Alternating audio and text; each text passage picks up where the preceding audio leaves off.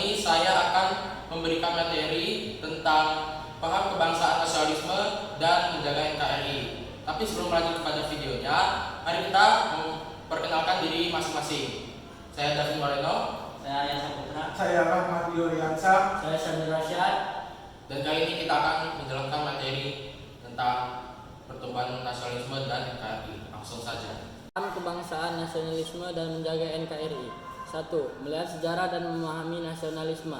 Pengertian nasionalisme secara etimologi, nasionalisme berasal dari kata nasional dan isme, yaitu paham kebangsaan yang mengandung makna kesadaran dan semangat cinta tanah air. Nasionalisme merupakan yang mengandung makna kesadaran dan semangat cinta tanah air. Nasionalisme merupakan semangat kebangsaan atau persatuan dalam perkembangannya, dijadikan sebuah paham yang menempatkan persatuan dari berbagai elemen sebagai sesuatu yang vital ada dalam jiwa setiap individu yang bernaung dalam suatu komunitas. Pengertian nasionalisme dari berbagai macam ahli yang diawali dengan pemahaman terhadap istilah bangsa. Menurut Mokhtar Pabo Tinggi, pengertian bangsa dan nation itu berbeda. Bangsa adalah kolektivitas sosiologis, sementara nation adalah kolektivitas politik. Sejarah nasionalisme. Ketika membahas tentang sejarah nasionalisme, kita dapat melakukan penelusuran jauh ke belakang lagi dengan kajian yang dilakukan oleh Don 2005 tentang bagaimana benih-benih nasionalisme di Indonesia mulai bergelora ketika era pergerakan nasional periode 1920-an, yang pada saat itu adalah sebagai wujud dan adanya sebuah sistem politik yang diterapkan oleh pemerintah Hindia Belanda, yaitu sebuah sistem politik etis yang kemudian pada akhirnya menjadi salah satu bukti bahwa nasionalisme telah ada di Indonesia. Dari beberapa catatan sejarah yang ada, dikatakan bahwa nasionalisme sudah ada di Nusantara sejak Kerajaan Majapahit berkuasa. Semangat nasionalisme pada saat itu telah digelorakan oleh Mahapati Gajah Mada dengan visi globalisasinya, yaitu yang terkenal dengan istilah Sumpah Palapa, yang bertujuan untuk menyatukan wilayah Majapahit dengan seluruh wilayah Nusantara. Melalui kajian yang telah dilakukan oleh Niwandono, juga dapat merekam tentang jejak-jejak nasionalisme yang ada di Nusantara, yaitu dimulai dari periode nasionalisme Indis nasionalisme. Nasionalisme Indis adalah suatu kesadaran yang dilatar belakangi oleh persoalan yang muncul dalam wilayah orang-orang Eropa atau Indis, sebutan untuk kelompok masyarakat Eropa di Indonesia yang telah mengalami hibridasi baik secara biologis maupun sosiokultural. Sambil telah membacakan pengertian sejarah, saya akan membacakan pertumbuhan nasionalisme. Terdapat 5 unsur yang membuat pertumbuhan nasionalisme Indonesia. 1. Tingginya homogenitas keagamaan di Indonesia. Dengan komposisi hampir 90% penduduk Indonesia beragama Islam, akan mudah membangun solidaritas selain untuk menangkal kristenisasi. Islam yang terdiri tipis di atas kebudayaan Hindu, Buddha, dan mistisme Jawa semakin mempermudah penerimaannya di tataran rakyat, khususnya rakyat Jawa. 2. Sikap superioritas orang-orang Belanda yang tidak mau disamakan dengan orang pribumi dalam berbahasa menjadi faktor integrasi penting lainnya. Perkembangan bahasa persatuan, lingua franca yang digunakan adalah bahasa Melayu, mampu menghancurkan solidaritas sempit dalam nasionalisme Indonesia. 3. Dengan dibentuknya majelis perwakilan tertinggi bagi orang Indonesia yang disebut Volksraad, mampu mengorganisir gerakan-gerakan kebangkitan nasional. Meskipun banyak berpendapat posisi Volksraad tidak begitu berpengaruh di mata pemerintah kolonial Belanda. 4. Perkembangan radio dan surat kabar menjadi saluran untuk penyebaran gagasan nasionalisme. Beberapa studi klub yang berdiri, misal Perhimpunan Indonesia, membuat surat kabar yang diberi nama Oetosan Hindia untuk menyebarkan nasionalisme dan sebagai alat propaganda politik. 5.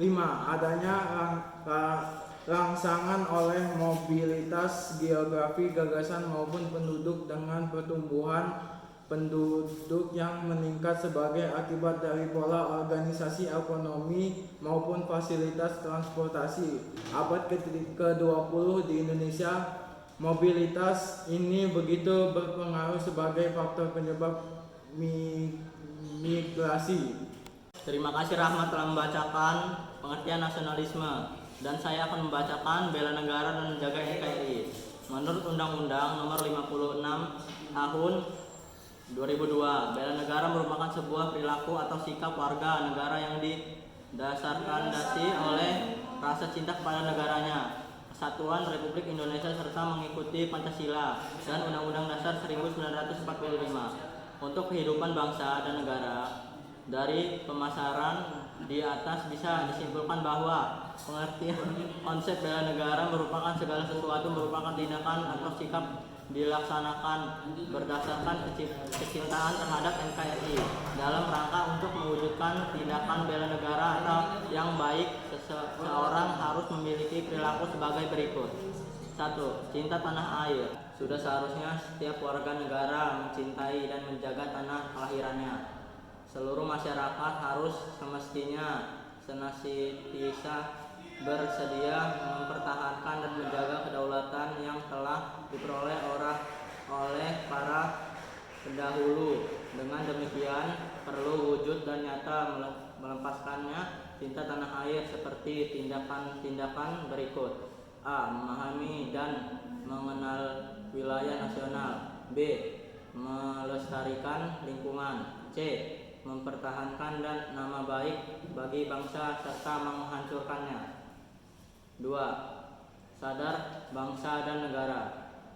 Sadaran berdasarkan bangsa dan negara dapat diartikan sebagai perwujudan dari perilaku masyarakat semestinya senasinya sesuai dengan pedoman kehidupan bangsa Indonesia. Sikap adar berbangsa dan bernegara dapat ditimbulkan melalui A. Meningkatkan rasa kesatuan dan persatuan sebagai sebuah bangsa. B. Mengingatkan rasa memiliki berjiwa nasional dan patriotisme. C. Mempunyai rasa dan tanggung jawab sebagai warga negara Indonesia. Terima kasih Arya karena sudah membacakan bela negara dan menjaga NKRI. Sekarang saya akan melanjutkan apa yang dibicarakan Arya tadi. Yang ketiga, setia pada Pancasila. Pancasila sebagai pemersatu bangsa dapat dilihat dari perjalanan historis di mana terdapat banyak pihak yang memusuhi Indonesia. Namun konsistensi bangsa Indonesia masih terjaga di masa kini. Oleh karena itu, warga negara harus tunduk dan setia kepada Pancasila demi kemakmuran dan keutuhan NKRI. Bangsa Indonesia diharapkan mampu melaksanakan tujuan tersebut meliputi meningkatkan kesejahteraan masyarakat, mencerdaskan kehidupan masyarakat, dan menjaga ketertiban dan perdamaian dunia, serta memperjuangkan hak-hak kemerdekaan bangsa lain. Yang keempat adalah rela berkorban untuk bangsa dan negara. Rela berkorban demi bangsa dan negara merupakan sikap, perilaku, tindakan dengan cara mementingkan kepentingan bangsa di atas kepentingan yang lain. Pembangunan suatu bangsa tidak dapat dilakukan hanya dengan usaha para pemimpin saja. Proses pembangunan suatu bangsa harus dilakukan oleh berbagai pihak. Oleh karena itu sikap mendahulukan kepentingan nasional dari kepentingan pribadi dan golongan sangat dibutuhkan. Yang kelima adalah mempunyai kemampuan awal bela negara. Terdapat dua komponen penting dalam kemampuan awal bela negara yang perlu dimiliki oleh masyarakat nasional. A. Kemampuan psikis mental. Mental merupakan instrumen yang sangat penting dalam kehidupan manusia. Begitu juga dengan kehidupan bangsa. Kemampuan psikis sangat dibutuhkan untuk menjaga keutuhan serta cita-cita nasional Republik Indonesia. B. Kemampuan fisik atau jasmani. Kemampuan fisik juga merupakan unsur yang sangat penting dalam upaya menjaga keutuhan bangsa dan mewujudkan tujuan nasional. Paham belum? Kalau belum paham nonton lagi ya. Sekian video kami kali ini. Terima kasih. Jika ada tutur kata yang kurang